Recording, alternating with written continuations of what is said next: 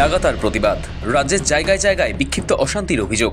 তারপরও সংসদে পাশ হয় বিল, রাষ্ট্রপতির স্বাক্ষরের পর তা আইনে পরিণত হয়। ওয়াকফ সংশোধন আইন গত 8 এপ্রিল 2025 থেকে বাস্তবায়িত হয়। ওয়াকফ আইন সংশোধনের পর সমস্ত সম্পত্তির খতিয়ান কেন্দ্রীয় পোর্টালে আপলোড করা বাধ্যতামূলক করেছে নরেন্দ্র মোদী সরকার।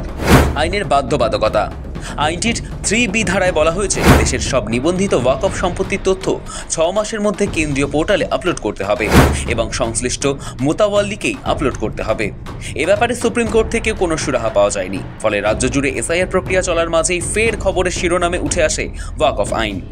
বিতর্কের প্যাচে পড়ে আইন মানতে বাধ্য হয় নবান্ন। এবার ডেডলাইনের মুখে এসে ওয়াকফ সম্পত্তির খতিয়ান কেন্দ্রীয় পোর্টালে আপলোডের নির্দেশ দিয়েছিল রাজ্য সরকার। কেন্দ্রের নতুন ওয়াকফ সংশোধন আইনের বিরোধিতায় রাজ্য রাজনীতি উত্তাল হয়েছিল। শুধু সংখ্যালঘু সংগঠনগুলি নয়, তথাকথিত সবকটি ধর্মনিরপেক্ষ দলই এ ব্যাপারে আপত্তি জানায়। বাংলায় সংখ্যালঘুদের আবেগ ও উদ্বেগ বুঝে মুখ্যমন্ত্রী মমতা বন্দ্যোপাধ্যায় জানিয়েছিলেন, বাংলায় এই আইন বাস্তবায়িত হবে না। But Waqf property also, it was done motivatedly, politically, to divide the country, to divide and rule policy.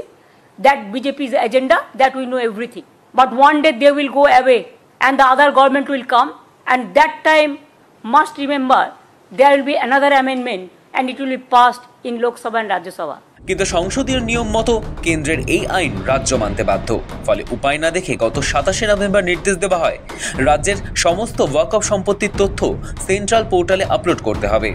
এ ব্যাপারে জেলা শাসকদের কাছে চিঠি পাঠিয়েছিলেন সংখ্যালঘু বিষয়ক ও মাদ্রাসা শিক্ষা দপ্তরের সচিব ডক্টর PB সালিম। নবান্নের নির্দেশ ছিল 5 ডিসেম্বর 2025-এর মধ্যে umidminority.gov.in পোর্টালে রাজ্যের সব জেলা ধরে ধরে ওয়াকফ সম্পত্তির তথ্য আপলোড করতে হবে।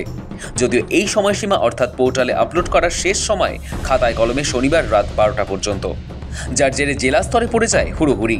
শনিবার 6 ডিসেম্বর রাত 12টা পর্যন্ত ডেডলাইন ছিল। দেখা গেল তার মধ্যে বাংলার 23,000-এরও বেশি ওয়াকফ সম্পত্তির তথ্য সেন্ট্রাল পোর্টালে আপলোড হয়েছে। পশ্চিমবঙ্গে ওয়াকফ সম্পত্তি এস্টেট, পশ্চিমবঙ্গে 82,000 ওয়াকফ সম্পত্তি রয়েছে। মোট ওয়াকফ এস্টেট 8,063, মোট ওয়াকফ সম্পত্তি 82,616। সেন্ট্রাল পোর্টালে মোট এন্ট্রি হয়েছে 20,744। তার মধ্যে বাংলার 23,000-এরও বেশি ওয়াকফ সম্পত্তির তথ্য সেন্ট্রাল পোর্টালে আপলোড হয়েছে। জেলায় জেলায় যে পরিমাণ তথ্য আপলোড হয়েছে তাতে প্রায় 59,000 ওয়াকফ সম্পত্তির হিসেব নথিভুক্ত করা বকেয়া থাকছে। এবার প্রশ্ন হলো, তাহলে কি হবে পরবর্তীতে? সূত্র বলছে, রাজ্য ট্রাইব্যুনালে গিয়ে আবেদন করবে যাতে আপলোড করার সময়সীমা একটু বাড়ানো হয়। সেখানে রাজ্যের যুক্তি থাকবে যে তারা আপলোডের কাজ শুরু করেছে কিন্তু শেষ করে উঠতে পারেনি, তাই সময়সীমা বাড়ানো হোক। তাৎপর্যপূর্ণ বিষয় হলো, সুপ্রিম কোর্ট ওয়াকফ সংশোধনী আইনে স্থগিতাদেশ না দেওয়ায় এই আইন মানতে বাধ্য হবে সব রাজ্য।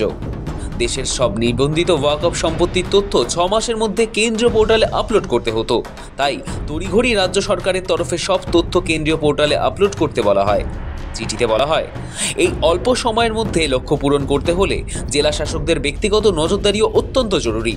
তবে ঘটনা হলো, 27 নভেম্বর নির্দেশ দিয়ে 5 ডিসেম্বরের মধ্যে তা আপলোড করতে বলায় খুব বেশি সময় হাতে ছিল না। একেবারে ডেডলাইনের মুখে এসে এভাবে নির্দেশ জারি করায় জেলা স্তরে হুড়োহুড়ি পড়ে যায়। ব্যুরো রিপোর্ট, সময়, কলকাতা।